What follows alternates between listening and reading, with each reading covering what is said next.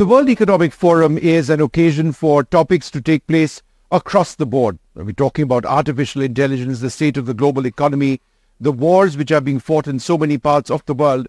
But healthcare is a topic which the WEF has looked at very, very closely. Dr. Shyam Bishan, who joins me now, heads the Center for Health and Healthcare at the World Economic Forum. Thanks very much, sir, for being with us. You know, one of the key themes that you are looking at this time is bad bugs, no drugs, and a world without antibiotics. And that's so critical. Could you share with us a basic understanding of how superbugs represent a huge threat? Absolutely. First of all, thank you for having me on your show, Vishnu.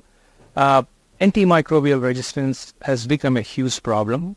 Right now, it's one of the biggest killers for human beings.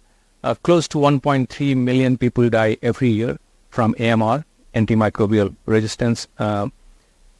We expect that this would be much higher as we move forward. Actually, according to some of the predictions from WHO, World Health Organization, by 2050, if we don't do anything, there will be 10 million deaths every year. So that's a huge number of lives lost because of AMR. Economic cost is also predicted to be much higher. By 2050, we are looking at a cumulative loss of $100 trillion. So it's a huge impact both on our lives as well as on economy. Yeah. World Economic Forum has launched an initiative. Actually, it's a Global Future Council where we are working on some of the development areas for this. You know, we are working with G7, G20 groups of governments. I was just there in Rome last week, meeting with the Italian health minister to discuss this issue. I was so glad to see that G20 has taken AMR as one of the three key health agenda for this year under the presidency of Italian government. Yeah.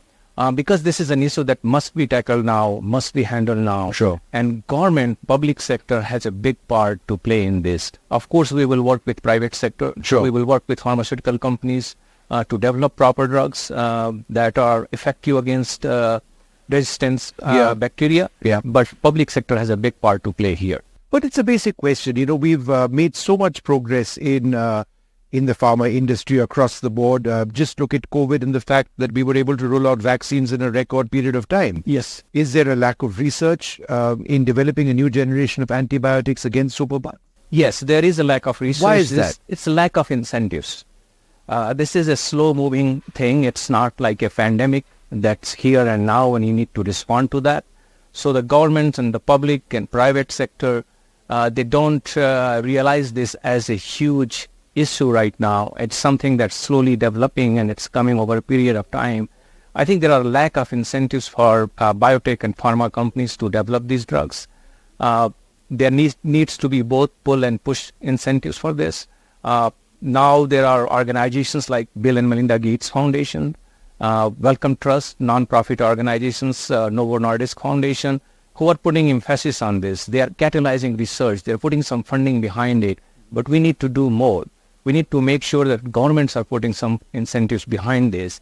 We need grants. We need some kind of funding for R&D, but also for pharma companies to recoup their investment, to get a good ROI. They need to make sure that there is a good market out there. Sure. And that's where I think the governments can come in and they can put in some kind of advanced market commitment so that shows an incentive for a pharma company to develop this drug. Yeah. As you know, the drug development is a long process, expensive process. There must be a good return on that investment for pharma companies and biotech companies to get really interested in this. So there is definitely need to do more in that area. Why are these drugs, superbugs, I should say, very frequently hospital-borne?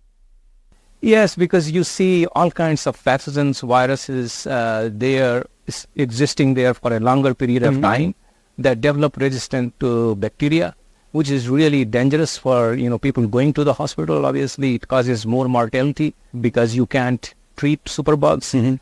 It extends hospital stay. It increases overall health cost. But I think over a period of time, hospitals can act as an incubator for pathogens and for viruses and for microbes to develop long-term resistance. Dr. Bishan, in India, we have a nasty habit of popping antibiotics like they were candy. Yeah. Getting better all of a sudden, ending a course after popping one tablet, Yeah. and then moving away. How is this part of the problem? This is a huge part of the problem. We call it a bad stewardship, if there is such a thing. I think all of us working in the healthcare arena, especially our physicians, our doctors, have to do a better job. First of all, not prescribing antibiotics where it's not needed. Secondly, making sure that they educate their patients. The public has the education that longer-term use of antibiotics is going to be bad for them. It's good. They are going to develop resistance to those antibiotics, and then they will be sick for a much longer period of time. Worse, they could die. So I think there needs to be a good education for public. It's a good education program. But it's not just coming from our use of antibiotics. It's also coming from use in agriculture, especially for animals that we eat. So from the agriculture industry, for chicken, for poultry, for fish, for cattle and other animals, there is a huge use of antibiotics. Actually, 70% of the antibiotics are being used in the animal industry, Right. in the agriculture industry, and they find their way to our food system. They find their way to our overall, our bodies, our health system, and that's creating a lot of problems. Yeah. That is a big contributor to the AMR problem that we are having. So in the interim period, is multi-drug therapy, multi-antibiotic treatment the only way to fight superbugs, as it were? And it's a hit and a miss, isn't it? It is a hit and a miss, but unfortunately, we don't have a super drug that can work against bugs.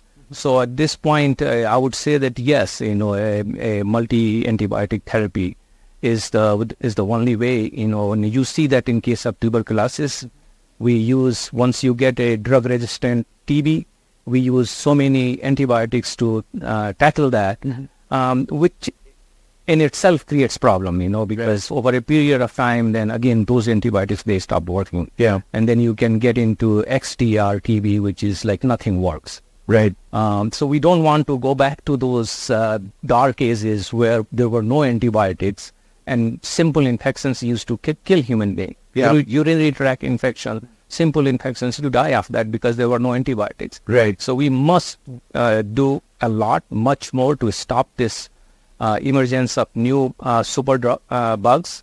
And they are evolving. And they are evolving. That's the one, They are right? evolving. Exactly. They are evolving. So more incentives, more funding needs to be put in terms of R&D. Yeah. And then on the other side, as you mentioned, we want to make sure that we do our part with a good stewardship so that we are not misusing antibiotics, whether it's in our agriculture or it's in our own therapy. Dr. Bishan, one last set of questions. We've been very closely associated with Banega Swasth India for 10 years. Yes. And among the many things that we've looked at is basic hygiene. How is basic hygiene across the world absolutely critical in improving the quality of lives of billions? And the number is billions. Yes. No, basic hygiene is absolutely critical here. That is a must. And we must educate the public on that front. We saw that during COVID, during the pandemic time, how important that was. We must wash our hands at least 30 to 60 seconds with an antibacterial or antimicrobial soap. It takes time, so we have to make sure that we are using soap, we are using it properly, we're using it at least 30 to 60 seconds. But basic hygiene, making sure that you are staying in a clean environment, keeping it clean, and then you wash your hands as often as possible with antibacterial soap. That is absolutely critical. That's one way you can avoid ingesting pathogens, bringing viruses to your own body system. Thank you very much. That is critical indeed. Thanks, Dr. Bishan, very much for speaking to us. A broad-ranging conversation, but the conversation on antibiotics and a new generation of antibiotics. Where is the funding going to come from? Where is the science going to come from? What about the role of governments? Absolutely critical as we move to fighting next generation ailments. It is a constant concern.